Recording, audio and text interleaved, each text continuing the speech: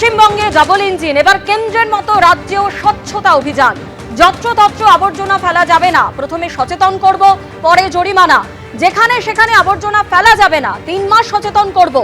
রাজ্য জুড়ে 100 মিটার দূরত্বে ডাস্টবিন থাকবে, আনা হবে অ্যাপ। 3 মাস সময় দেব, না হলে জরিমানা। হুঁশিয়ারি পুরমন্ত্রী অগ্নিমিত্রা পালের।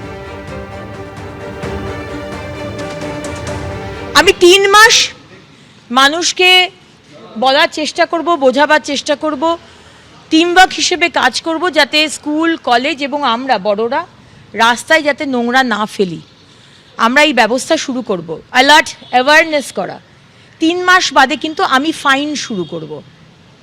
প্রত্যেকটা জায়গায় জায়গায় আমি ডাস্টবিন বসিয়ে দেবো।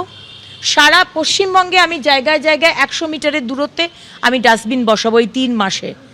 3 মাস আপনাদের সময় দেব, কিন্তু 3 মাস বাদে কিন্তু রাস্তায় ময়লা ফেলা যাবে না।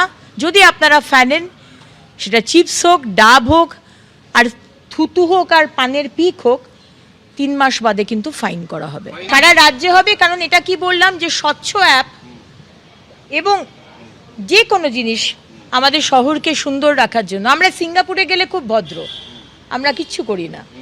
আমরা যখন কোয়েস্ট মলে যাই, সাউথ সিটি মলে যাই, আমরা খুব ভদ্র, আমরা কিচ্ছু করি না। কিন্তু বাইরে এসে আমরা চিপসের প্যাকেটটা রাস্তায় ফেলে দিই, এটা কিন্তু করা যাবে না।